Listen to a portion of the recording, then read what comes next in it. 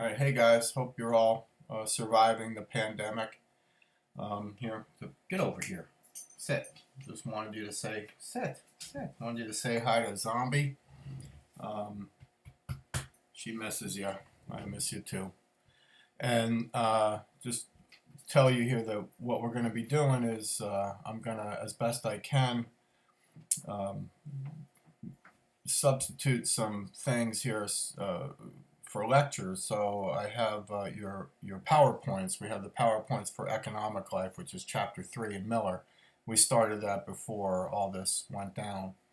And I'm going to take that PowerPoint and I'm going to make a presentation out of it and save it as a video for you and post it on Dropbox and post it on YouTube. So somehow you should be able to get it.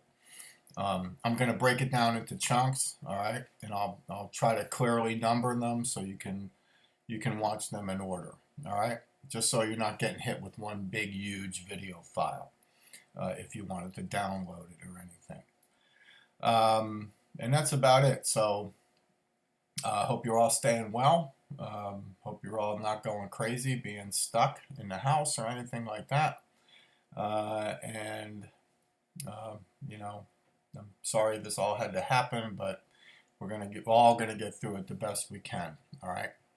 And I'll be in touch with you, and I'll be talking to you about how we're gonna proceed.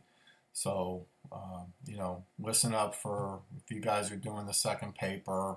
Listen up for when that's gonna be and how we're gonna do tests. But I've been learning way more technology than I care to in a very short space of time. But that's what we're stuck with.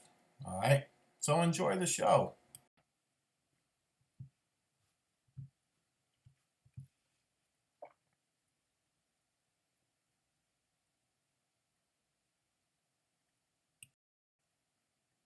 Okay, so you all remember we began with this quote from Karl Marx: "Man must be in a position to live in order to make history."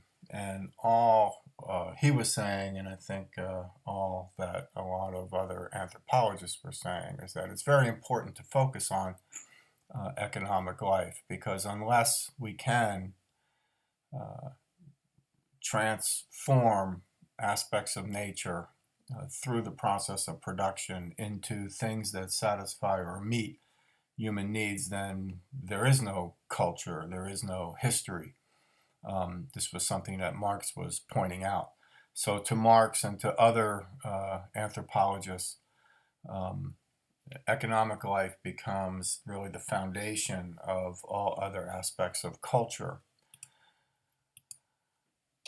And so the systems by which human beings capture energy from the environment, if we can use that terminology from Leslie White, these systems by which we capture energy from the environment are called economic systems. And all these economic systems consist of three different dimensions. So every economic system is a combination of a mode of livelihood, a mode of consumption, and a mode of exchange. Now, we're going to talk about all three of those things. What is a mode of livelihood? What is a mode of consumption? What is a mode of exchange? And I tried to summarize all that up here on this chart. So remember, we did talk about this in class already, so I don't know if I really need to rehash it. But we can think about, if you look at these words that are included in each of the little boxes, right? As we move from left to right, and we're moving from, for example, from being a subsistence economy into being a surplus producing economy, extensive to intensive, an unspecialized division of labor to a specialized division of labor, and so on. And as we move along in our presentation, I'm going to explain what I mean by a lot of these different kinds of words, especially if you go down to the bottom and I talk about modes of exchange, and I talk about exchange as being moral or being mechanical. What do we mean by that?